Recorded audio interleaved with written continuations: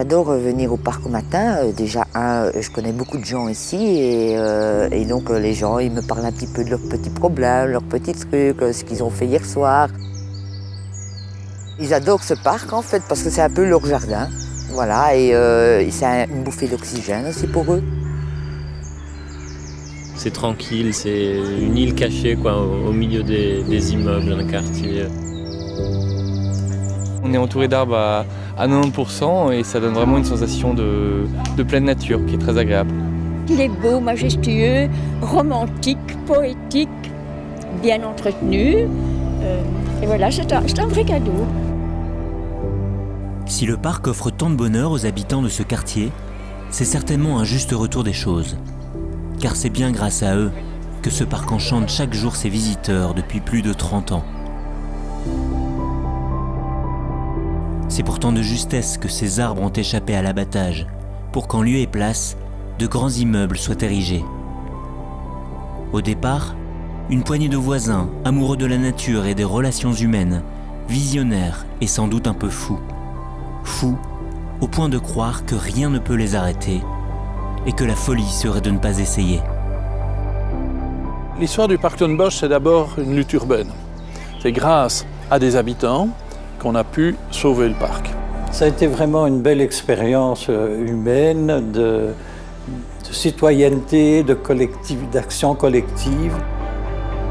Je crois que c'était cette espèce de mobilisation de comités de quartier qui a créé une dynamique qui s'est heureusement transmise aux politiques et à l'administratif. Il y en a qui m'ont dit « vous ne gagnerez jamais contre les promoteurs ». Eh bien, on a tenu bon et on a gagné.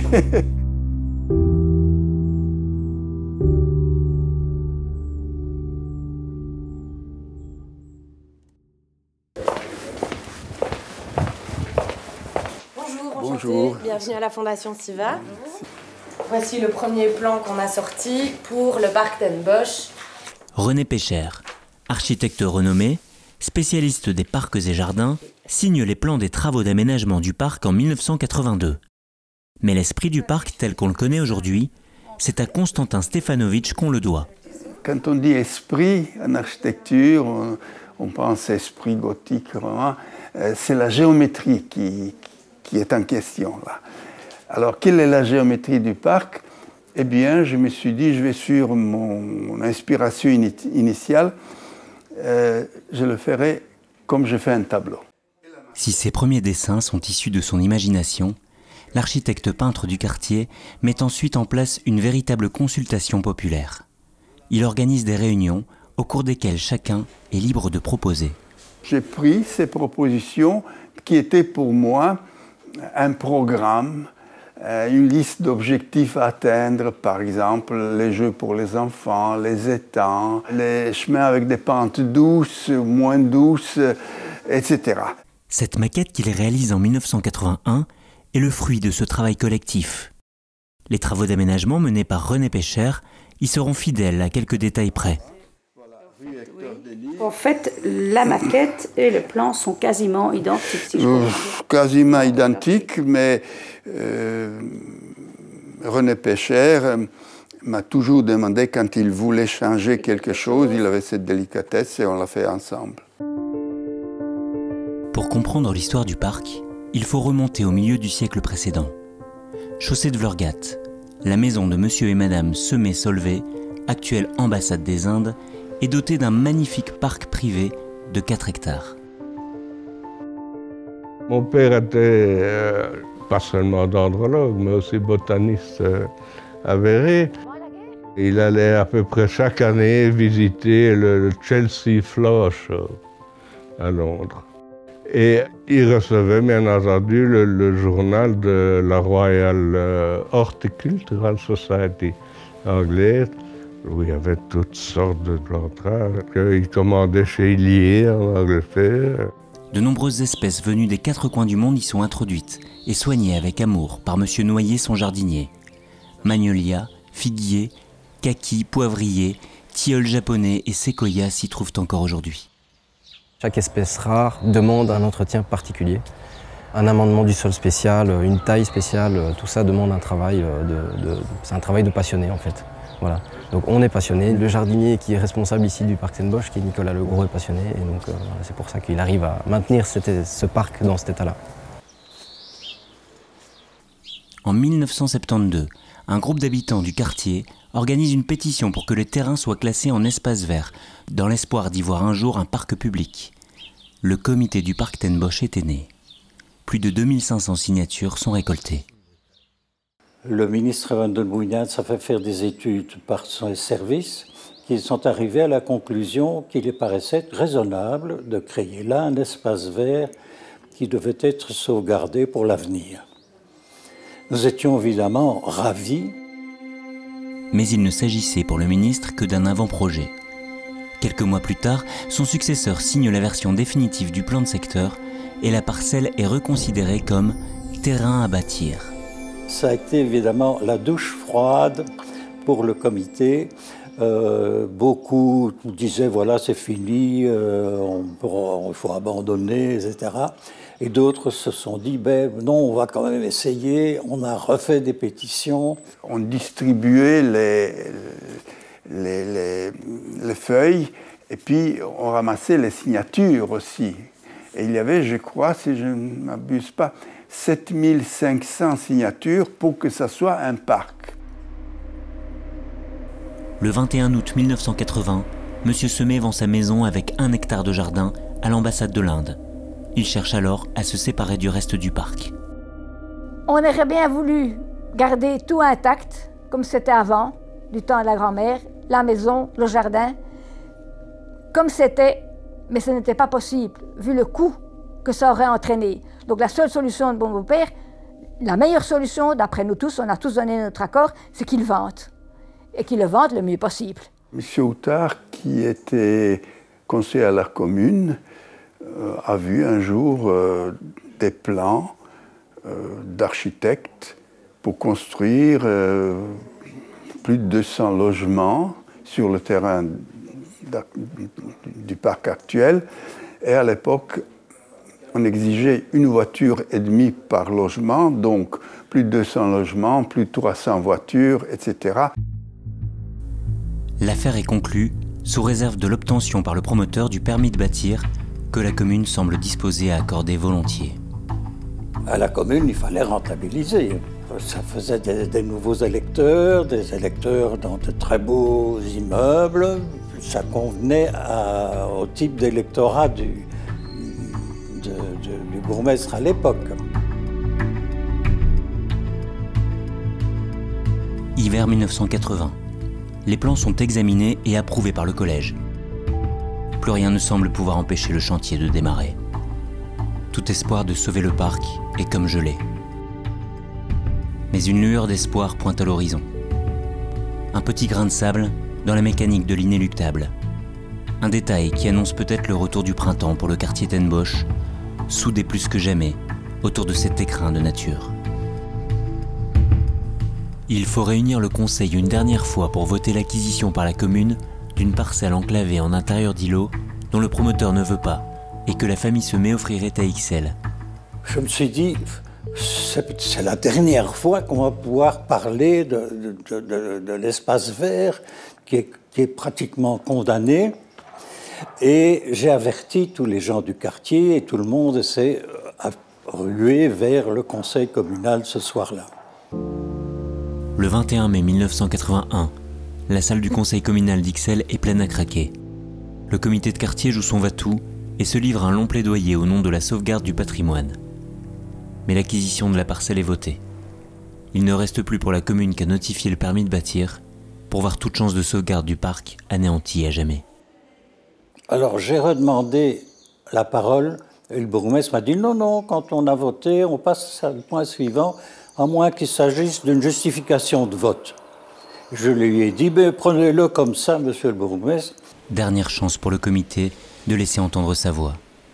Monsieur Houtard propose de faire acheter le terrain par la région pour en faire un parc public. Le bourgmestre a répondu qu'il avait fait des démarches auprès de la région, qu'il n'en voulait aucun prix et que ça n'intéressait pas la région, etc. Alors, les gens du public, évidemment, applaudissaient chaque fois que j'intervenais. Le bourgmestre était un peu agacé, moi j'insistais, et alors finalement il a réagi en disant « Eh bien, monsieur Houtard, faites cette démarche auprès de la région. Mais si dans 8 jours, je n'ai pas un accord écrit de la région comme quoi ils achètent ce terrain, je notifie le permis au constructeur. » C'était évidemment me donner une mission impossible. Les échevins riaient du bon coup du bourgmestre qui, vis-à-vis du public, remettait sur moi la responsabilité de l'avenir de ce terrain. Et donc, un soir, après le conseil communal, presque en pleine nuit, M. Houtard me téléphone pour me dire « Voilà ce qui se passe, qu'est-ce qu'on peut faire ?» Je dis « Écoutez, on va voir demain, je vais voir un petit peu le budget, etc. » J'avais été voir M. Sommet, et celui-ci m'a dit tout de suite « Vous savez, moi je l'ai vendu 80 millions, mais si une autorité publique veut me l'acheter, je ne demanderai pas un franc de plus. » Il a dit à la région bruxelloise, si vous m'achetez le même prix que ce qui était prévu par le promoteur immobilier, d'accord. 8 jours pour demander à la région de débloquer 80 millions de francs belges. Autant dire une fraction de seconde sur l'échelle du temps en politique. Le bourgmestre avait donné 8 jours de délai, sachant très bien que c'était pratiquement irréalisable.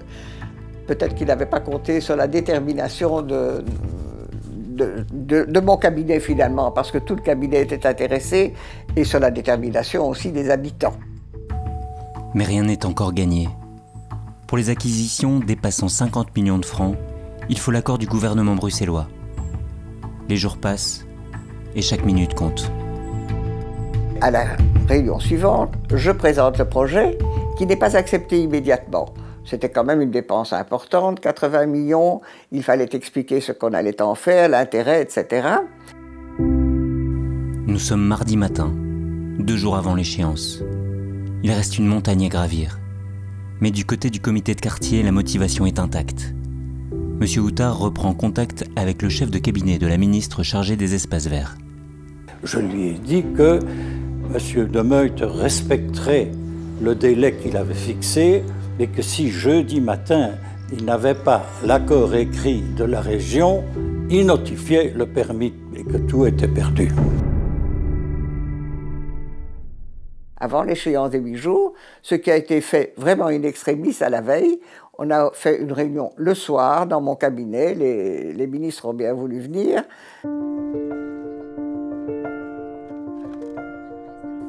« 35 ans plus tard, plusieurs générations d'enfants ignorent tout de ce qu'il se jouait dans le bureau de Madame Gore ce mercredi 27 juin 1982. Mais la joie que l'on distingue sur leur visage rappelle pour ceux qui l'ont vécu celle de tout un quartier à l'annonce de son heureux dénouement. À la suite de cette réunion, le chef de cabinet de Mme Gore m'a téléphoné pour dire que l'accord était acquis et qu'une lettre était en train d'être préparée, qu'on allait la porter immédiatement à la commune.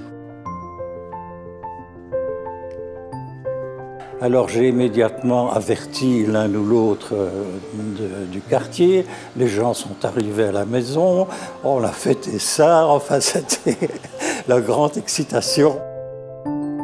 Entre son rachat par la région et les travaux d'aménagement, le parc sera géré de façon bénévole par les membres du comité de quartier.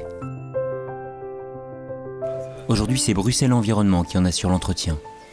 Un savant équilibre à maintenir au quotidien. Les rôles d'un parc comme Ten Bosch, c'est à la fois offrir un patrimoine végétal et écologique de haute valeur, avec une végétation diversifiée, des sols perméables, des espaces où on va trouver de l'eau, et accueillir une diversité de fonctions pour les habitants, que ce soit une plaine de jeu, un terrain de sport, un terrain de pétanque, une grande terrasse au soleil. Et donc c'est l'ensemble de ces fonctions, j'allais dire, qui se retrouvent de manière la plus équilibrée possible ici. La tâche n'est pas simple, mais les équipes de gardiens et jardiniers du parc relèvent le défi chaque jour avec passion pour préserver ce patrimoine exceptionnel et effectuent un travail remarquable de sensibilisation du public. Une belle façon de prolonger le rêve éveillé de ces citoyens engagés d'hier qui voient leurs efforts récompensés aujourd'hui avec humilité. Pour tous les jeunes, le parc Bosch a toujours existé, évidemment.